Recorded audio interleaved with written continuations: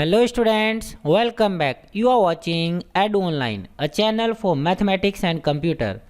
Today in this video we are going to discuss more 25 MCQs of Unit 1B, that is digital documentation, and this is the part number 3rd. We have discussed over 2 parts. 2 part पर हम अपनी previous video में discuss कर चुके हैं, मतलब 25 MCQs की 2 videos हम पहले ही डिस्कस कर चुके हैं। अगर आपने वह नहीं देखी हैं तो आप उसे ज़रूर देख लें।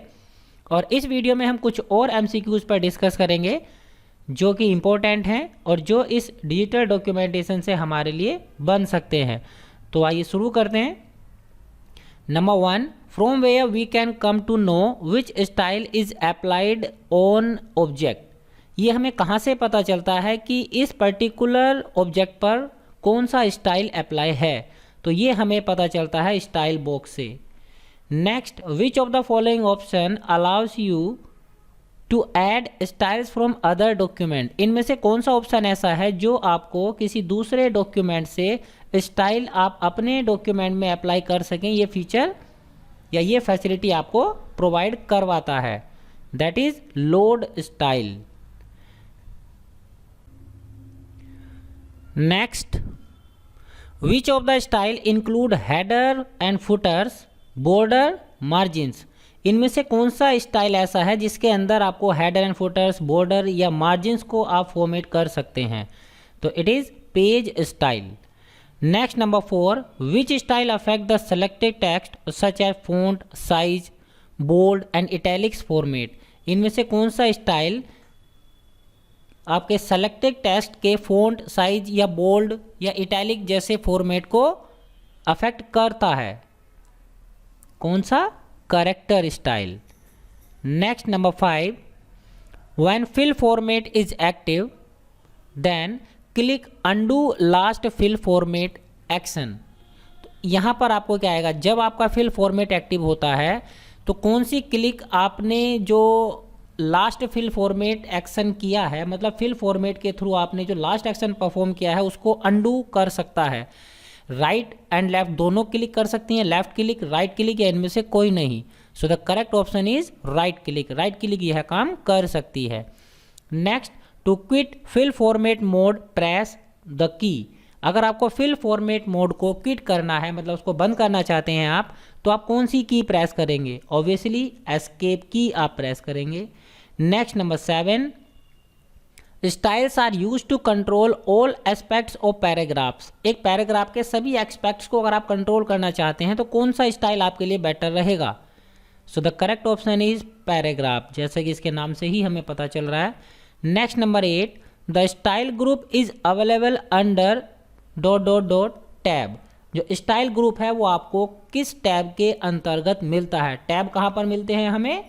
माइक्रोसॉफ्ट ऑफिस वर्ड में, और राइटर में हमें क्या मिलते हैं? मीनूज मिलती हैं। तो यहाँ पर ये जो पर्टिकुलर आपका एमसीक्यू है एमएस वर्ड से है, तो कौन से टैब के अंदर हमें स्टाइल ग्रुप मिलता है?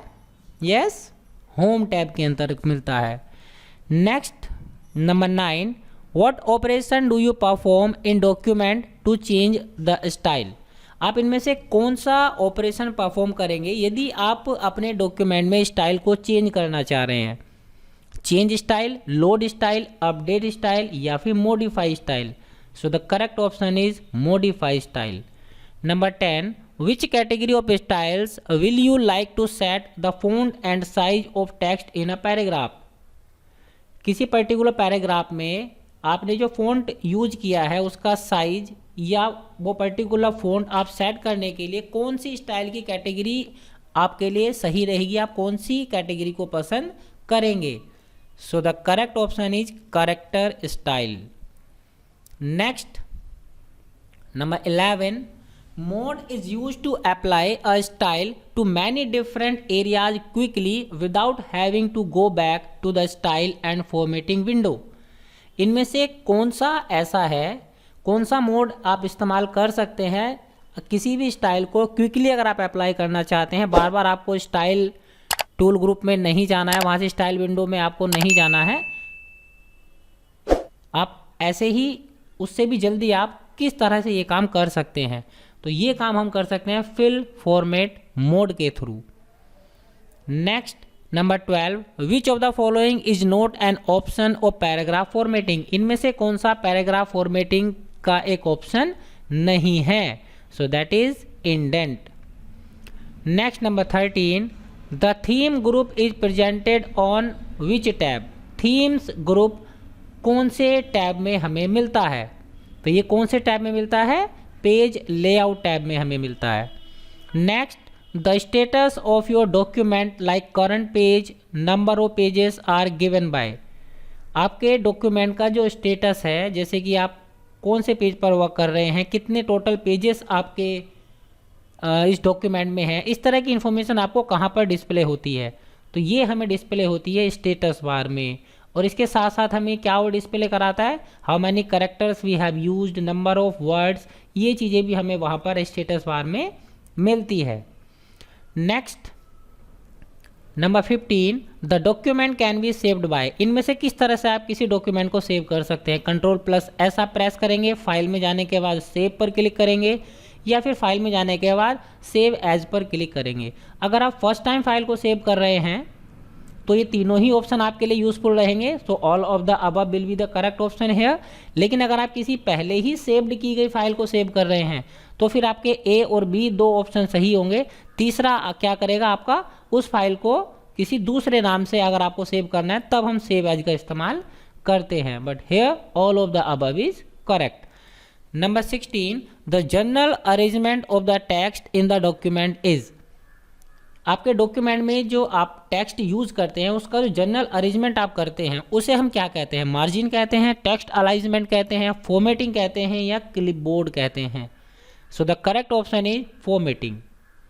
Next number 17, the alignment makes sure that none of the edge of text appears ragged, इनमें से कौन सा अलाइनमेंट ऐसा है जो ये हमें इंश्योर करता है कि आपका जो कोई सी भी एज है, चाहे तो आपकी ये लेफ्ट एज या फिर राइट एज, ये रेग्ड नहीं रहेगी, मतलब ये आपको इस शेप में नहीं मिलेगी। जैसे यहाँ पर आप देख रहे हैं लेफ्ट हैंड साइड में टी के नीचे ही हमारा टी है, तो ऐसे ही एफ के नीचे ही हमारा लास्ट का जो करेक्टर है वो आना चाहिए।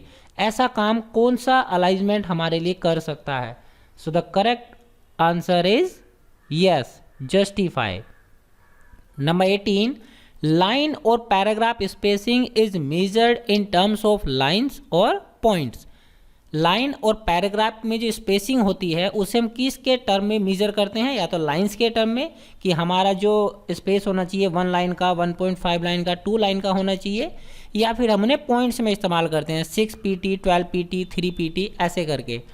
तो ये जो है हमारे ये लाइन्स और points which is refer to edge, इसे हम क्या कहते हैं, इसे हम कहते हैं leading. Next number 19, it is a section of a document that appears at the bottom margin of the page, ये एक सेक्शन है जो कि आपके डॉक्यूमेंट के बॉटम मार्जिन में डिस्प्ले होता है। क्या है वह, हेडर है, फुटर है, हेड है या टेल है, तो it is footer. Next number 20, the templates includes blank space text that is surrounded by brackets. The template, जो टेम्पलेट्स अगर हम यूज़ करते हैं डॉक्यूमेंट बनाने के लिए, तो टेम्पलेट्स में हमें कभी कभी क्या मिलता है, कुछ टेक्स्ट लिखा हुआ होता है जो कि ब्रैकेट से सराउंडेड होता है, मतलब ब्रैकेट के अंदर कुछ टेक्स्ट लिखा हुआ होता है, उसके ऊपर हम क्लिक करते हैं तो वहाँ पर हम कुछ भी टाइप कर सकते हैं, तो उन्हें हम क्या कहते हैं, मार्जिन कहते हैं, प्लेस होल्डर कहते हैं, डेटा सोर्स कहते हैं, या फिर ट्रैक चेंज कहते हैं। So the correct option is placeholder. Next number 21, splits text into columns at a specific point, इनमें से कौन सा ऐसा है जो आपके टेक्स्ट को कॉलम में तोड़ सकता है किसी पर्टिकुलर पॉइंट पर जहां से आप चाहें, तो it is column break. Next, which of the following is not an auto shape, इनमें से कौन सी ऑटो शेप का एग्जाम्पल नहीं है, लाइन, सर्किल, कर्व या फिर क्लिप आर्ट, तो correct option is clip art.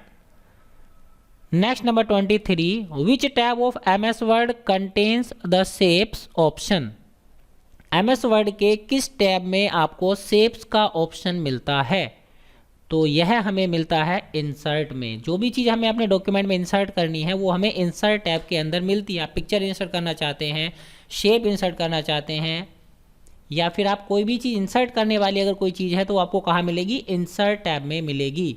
Next number 24, it is a section that appears at the top margin. ये एक ऐसा सेक्शन है जो आपके डॉक्यूमेंट के टॉप मार्जिन में डिस्प्ले होता है, तो obviously it is header. And the last one is which extension is given to document by default in MS word. MS word में जब आप कोई फाइल सेव करते हैं तो बाय डिफॉल्ट उसे कौन सा एक्सटेंशन मिलता है, या वो किस एक्सटेंशन के साथ आपकी फाइल सेव होती है। जनरल क्वेश्चन आपको जरूर पता होना चाहिए। It is .docx। And here we have completed our 25 MCQs। उम्मीद करता हूँ आपने सब ये लर्न कर लिए होंगे, नहीं किए हैं तो एक बार फिर से इसको सही से रिवाइज करें, और ये सारे आपको लर्न होने चाहिए। मिलते हैं नेक्स्ट वीडियो में नेक्स्ट यूनिट के MCQs के साथ। तब तक के लिए सीखते रहिए और सुरक्षित रहिए।